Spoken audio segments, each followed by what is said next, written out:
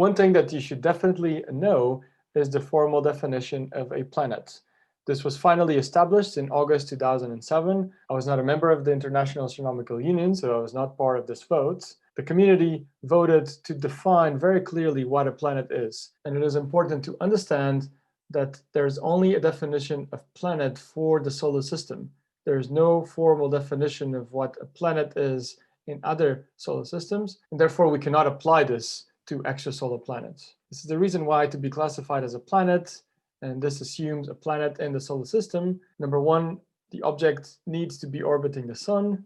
Number two, it needs to be large enough for its own gravity to make it round. That is absolutely crucial. And number three, it has cleared its neighborhood of smaller objects. And this is the criteria that actually excludes Pluto from being a planet. At the same time, when the community voted to create the definition of what is a planet in the solar system, an object that fulfills the three criteria, a new class was created called a dwarf planet. Perhaps not the best name, but that's what it's called now. And this new category now includes objects like Pluto, Eris, and Ceres. In a similar way, for an object to be classed as a dwarf planet, it needs to be orbiting the sun. It needs to be massive enough to be rounded by its own gravity, so this will exclude a lot of asteroids. But, and this is the crucial difference between a dwarf planet and a planet, it has not cleared its neighborhood from planetesimals. And of course, it is not a satellite. If it is a satellite, it is also not a dwarf planet. There are also objects that don't go into the planet category or the dwarf planet category, but are still orbiting the sun. And all these objects are typically called small solar system objects. They include all asteroids except Ceres, which is the largest, and it's large enough to be rounded by its own gravity. They'll include comets and anything that is not massive enough to be rounded by its own gravity, but that's still orbiting the sun. Nowadays, we have a really good idea of the full extent of the solar system.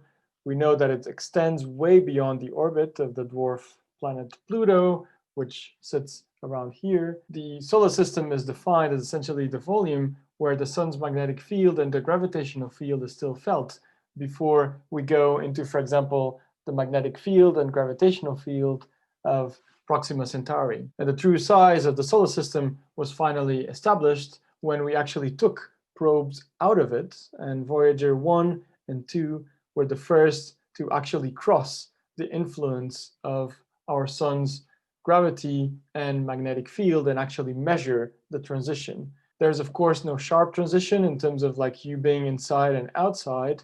Essentially the field just gets weaker and weaker and weaker until you start going into the influence of the nearest star. There's still some discussion about whether there's an extra planet in the solar system to try to explain some orbits around the edges of the solar system. So it is possible that Planet 9 exists, but as this kind of funny graph is trying to show you, if Planet 9 exists, there's only sort of a very small parameter range where it might be, and there's lots of telescopes trying to look within that parameter space and trying to find it, but so far that has not been possible. So this is it for section 10, where we've discussed our own solar system, clues in terms of how it formed, and some of the simple physics that we can use to explain why terrestrial planets exist near the sun, and why the gaseous planets only exist further away, and also the distributions of sizes. I told you a little bit about some properties of the sun, and also the interaction between the sun and our own planet, which you can explore more in space physics modules, and also the formal definition of a planet, a dwarf planet. And we also had a look in terms of other objects that don't fit into either of those categories. As always, I would really encourage you to attempt the questions at the end of section 10. That's 10.6. If you have any questions, please just get in touch via Teams. And once you're fully done with section 10, we'll be able to move to section 11, where we'll be looking at planetary systems, but not our own, essentially extrasolar planets. How many we have discovered already? It's around 4,000. The techniques we can use to discover them, and also any prospects of finding habitable planets, and also even alien life. So I'll see you for section 11.